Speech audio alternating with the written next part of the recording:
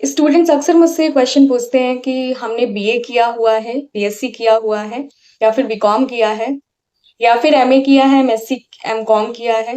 But अब हमें आगे नहीं समझ आ रहा कि हमें क्या करना चाहिए।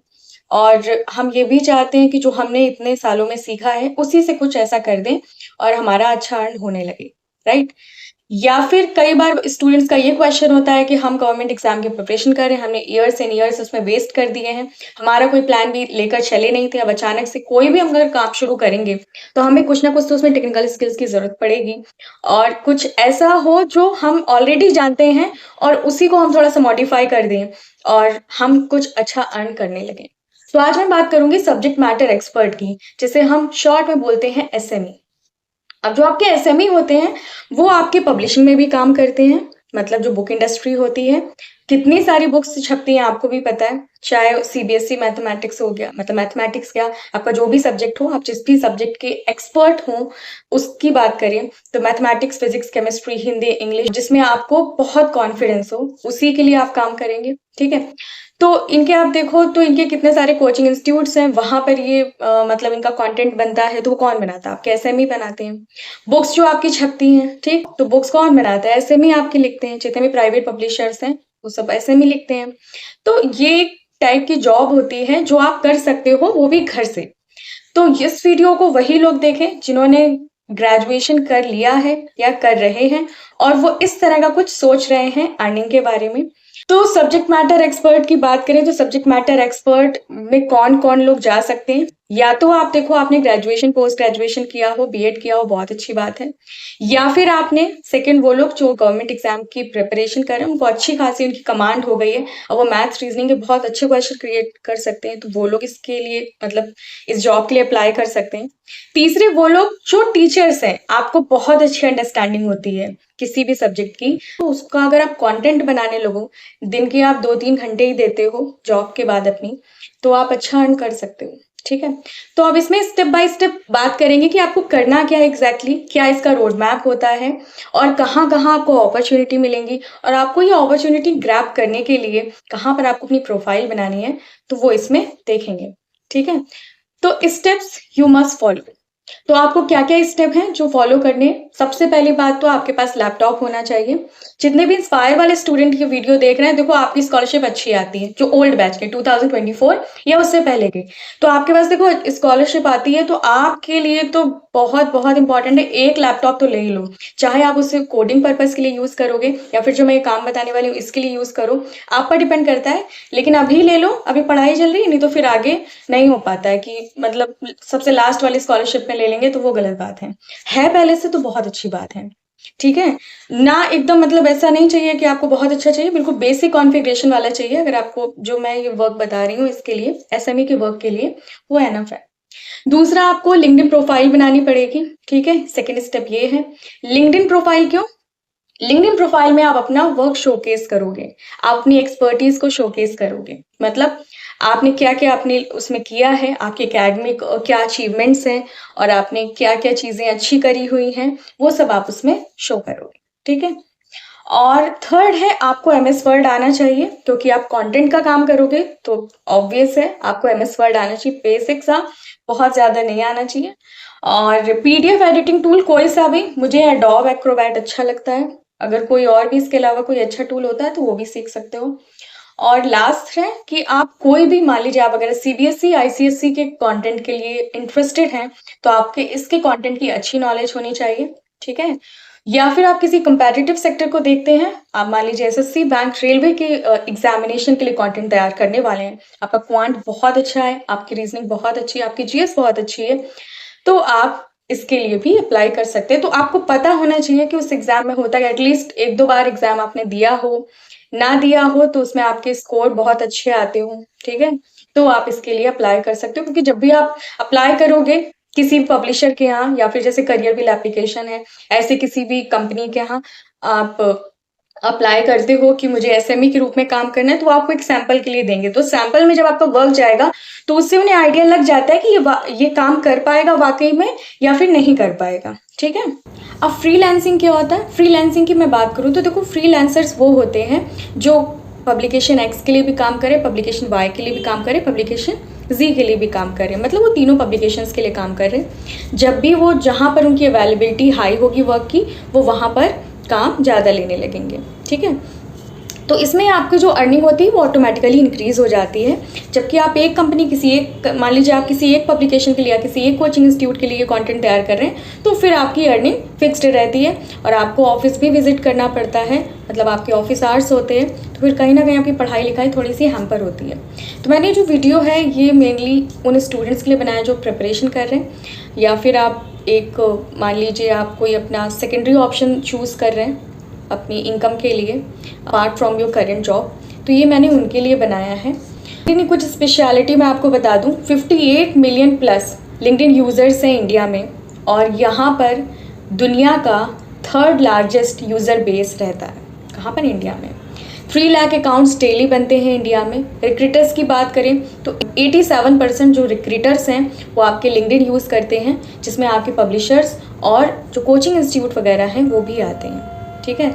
और 10,000 प्लस पब्लिशिंग जॉब्स हैं लिंक्डइन पर, मतलब बहुत ज़्यादा अपॉर्चुनिटी आपको यहाँ पर मिलने वाली है।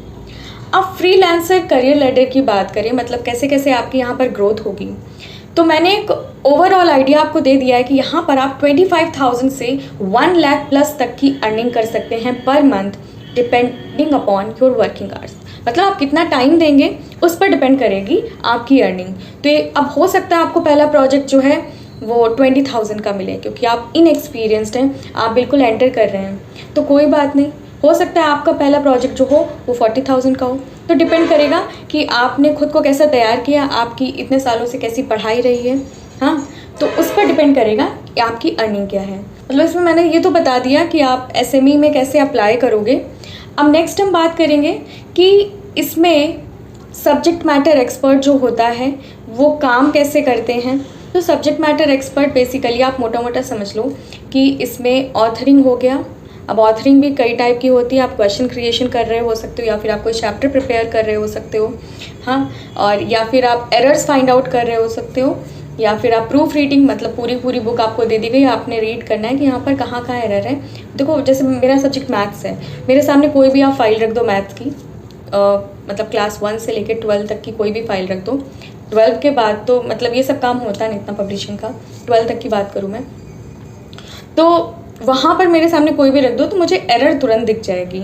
तो ये आपको मतलब काम करते करते भी आ जाता है। कई बार आपकी जो सब्जेक्ट नॉलेज होती है वो इतनी स्ट्रांग होती है कि आप तुरंत एरर दिखा दोगे, मतलब इसमें एरर निकाल दोगे।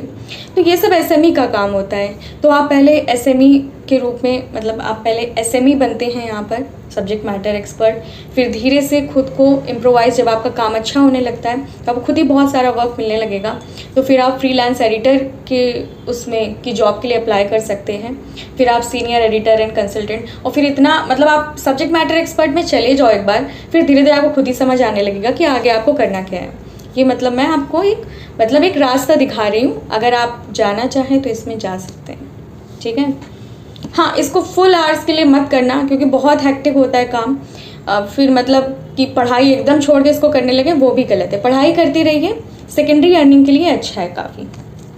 पैसा तो आपको भी पता है इसमें बहुत है, मतलब बुक्स तो छपती ही छपती हैं, बुक्स तो पब्लिश होंगी, हर साल पब्लिश होंगी। इस बार तो NCERT कितनी ज़्यादा मतलब बार बार पब्लिश हो रही है, मतलब न्यू NCERT कितनी सारी आ गई, तो काम बढ़ ही जाता है। जब ऐसा कुछ होता है तो SME के लिए काम बढ़ जाता है। और कंपैरेटिव सेक्टर की बात करें तो वहाँ पर तो आपके लिए भर भर के काम है, क्योंकि हर साल बच्चे एग्ज़ाम देंगे, ठीक है, सबका तो होना नहीं है, आपको भी पता है, तो आप ही के लिए काम आता जाएगा, क्योंकि हर साल फिर से उतने ही बच्चे बैठेंगे, कुछ का हो जाएगा, बस उतने ही निकलेंगे, बाकी फिर उतने ही बैठेंगे, बल्कि और हर साल बढ़ जाते हैं, तो आपके लिए काम और बढ़ गया, बुक्स और ज़्यादा छपेंगी, कंटेंट और ज़्यादा बनेगा। तो कंपैरेटिव सेक्टर अगर आपने पकड़ा था तो पैसे ही पैसा होगा, मतलब वहाँ पर तो ये फिगर आपका मान लीजिए 3 लाख प्लस भी चला जाएगा पर मंथ, अगर आपने काम अच्छा आता है तो, मतलब काम अपने अच्छा कर लिया तो, ठीक है। तो यहाँ पर बाकी मैंने कुछ अगर डिटेल मिस की हो तो मैंने इसीलिए PPT बनाई हुई, कुछ डिटेल अगर मिस हो जाए तो इससे देख लेना। अब मुझे आपको देखो बताना क्या क्या है। एक तो मुझे आपको लिंक्डइन प्रोफाइल बनाना बताना है, ठीक है। दूसरा MS वर्ड का एक ट्यूटोरियल डाल देंगे, जिसको नहीं आता हो वो सीख लेगा। आपको कोई डाउट आता है तो मैं इसका पार्ट 2 भी बनाऊंगी, जिसमें कुछ भी जो रह गया है वो हम लोग उसमें आगे कवर करेंगे। अब ऐसे में भी आपके जो होते हैं वो, जैसे कि आप जब लिंक्डइन प्रोफाइल बनाओगे तो अपने जैसे लोगों को जब कनेक्ट करोगे तो वहाँ पर देखना किसी ने K8 लिख रखा होगा, किसी ने K5 लिख रखा होगा, मतलब K-5 K-8, और किसी ने खुद को K10 लिख रखा होगा, किसी ने K12 लिख रखा होगा। इसका मतलब ये होता है कि वो वहाँ से लेकर मतलब kindergarten to 8th standard, kindergarten to 10th standard, kindergarten to 12th standard तक का वो काम लेंगे। ठीक है, मतलब वो जिस ग्रेड तक भी बहुत अच्छा वर्क कर सकते हैं, मतलब अपना बेस्ट ऑफ द बेस्ट दे सकते हैं, वो वहाँ तक लिखेंगे। ठीक है, कोई हो सकता है कि 12th तक की मान लीजिए कि वो ऑथरिंग नहीं करता, वो ऑथरिंग 10 तक की करता है, लेकिन हो सकता है कि वो मान लीजिए सॉल्यूशन राइटिंग 11-12 की भी करता है, तो वो खुद को K10 बुक ऑथर उसने लिख रखा है या फिर सब्जेक्ट मैटर एक्सपर्ट लिख रखा है, और वो K12 के लिए वो सॉल्यूशन राइटिंग करता है, तो वो सॉल्यूशन बुक राइटर खुद को लिखेगा। तो इस तरह से खुद को आपको दिखाना होता है कि आप एग्जैक्टली करते क्या हो। आपको खुद की प्रोफाइल जितनी अच्छी बना दोगे उतना ही जल्दी लोग आपको अप्रोच करेंगे कि ये काम अच्छा कर देगा। ठीक है, उसके बाद अगर हम लोग बात करें कि लिंक्डइन प्रोफाइल दिखती कैसी है, तो लिंक्डइन प्रोफाइल जो है वो आपकी कुछ इस तरह से दिखेगी। आपका एक बैनर होगा, और ये मैंने काफ़ी टाइम से अपडेट नहीं किया है, वही पुराना वाला है सब। और प्रोफाइल होगी आपकी, एक अच्छी सी फ़ोटो लगा लेना, और सारा कुछ आपके बारे में लिखा होना चाहिए। प्रोफाइल व्यूज़ आपके कितने आ रहे हैं आपको पता होना चाहिए। और अगर आप डेली पोस्ट नहीं डालते हो तो पोस्ट इंप्रेशन जो होंगे वो तो आपके डाउन ही मिलेंगे। पोस्ट अगर आप डेली करते हो तो फिर पोस्ट इंप्रेशन हाई होते हैं। और कितने लोगों ने आपको देखा, इस तरह से चीज़ें आपको दिखने लगेंगी जब आप अपनी पूरी प्रोफाइल बना लोगे। ये अच्छा URL जो रखना है ना, ये बहुत अच्छा रखना। जैसे देखो मेरा भारती शुक्ला मैथ है, पता चला इनका नाम भारती शुक्ला है, मैथ से रिलेटेड ये काम करेंगी, इतना सटीक है। उसमें आगे कुछ ऐसे कुछ कैरेक्टर्स होते हैं ना, वो सब रिमूव कर दिया करो। URL एकदम अपना स्पष्ट रखो कि मैं क्या हूँ, मेरा नाम क्या है और मेरा काम क्या है, वो दिखना चाहिए सिर्फ। उसके अलावा 1 2 3 4 फिर उसके बाद स्लैश होता है, 0B0, ऐसा कुछ नहीं, फालतू की चीज़ें नहीं होनी चाहिए। तो आपको अपना सब्जेक्ट जो है वो बहुत अच्छे से आना चाहिए। पहले तो आप ये समझ जाओ कि आप किस सब्जेक्ट के लिए काम करने वाले हो, आप किस सेक्टर को पकड़ने वाले हो। आप स्कूल एजुकेशन को पकड़ोगे या फिर आप कंपैटिटिव सेक्टर को पकड़ोगे या फिर दोनों को पकड़ोगे। दोनों को पकड़ो तो ज़्यादा फ़ायदा है। कभी इधर काम ज़्यादा होता है, स्कूल वाले जो प्रोजेक्ट होते हैं, अभी जैसे न्यू NCERT कितनी ज़्यादा आए दिन आया करती थी, तो उनकी सॉल्यूशन बुक बहुत ज़्यादा, मतलब मेरे पास भी काम बहुत ज़्यादा बढ़ गया था, तो उसमें भी काम बहुत ज़्यादा है। और कंपेटिटिव सेक्टर भी पकड़ो तो कंपेटिटिव सेक्टर तो है ही, वो तो बूम मारेगा ही, क्योंकि सबका तो होना नहीं है। टाइम सब कितना ज़्यादा, मतलब एक एक व्यक्ति को कितना कितना समय लग जाता है गवर्नमेंट एग्जाम में, तो अपने लिए तो काम हमेशा ही रहेगा। दूसरा ये है कि अपनी स्किल्स को बिल्ड करिए। अब बिल्ड क्या करना है स्किल को, वही राइटिंग एडिटिंग वाली स्किल्स को बिल्ड करिए। तीसरा है सैम्पल क्रिएशन, और चौथा है आप लिंक्डइन पर नेटवर्क बनाएंगे। स्मार्टली नेटवर्क बनाना है, वो भी मैं आपको बताऊंगी जब लिंक्डइन प्रोफाइल क्रिएट कैसे करते बताऊंगी ना, तो उसमें बताऊंगी लिंक्डइन में कैसे स्मार्टली वर्क करना है, कोल्ड ईमेल्स क्या होते हैं, राइट, और आपको कैसे कोल्ड मैसेजेस का फ़ायदा लेना है, ये सारी चीज़ें मैं आपको बताऊंगी। आज ओवरव्यू बताया, इस वीडियो में जैसा भी रिस्पॉन्स आएगा उसके हिसाब से मैं आगे वीडियोस बनाऊंगी। अगर कोई अच्छा रिस्पॉन्स नहीं आता तो आई डोंट थिंक कि मुझे नीड है आगे कुछ अपलोड करने की। ठीक है, अगर रिस्पॉन्स अच्छा आता है तो मैं आगे बनाऊंगी, क्योंकि टाइम एंड एफर्ट ज़्यादा लगते हैं इस तरह की वीडियोज़ बनाने में।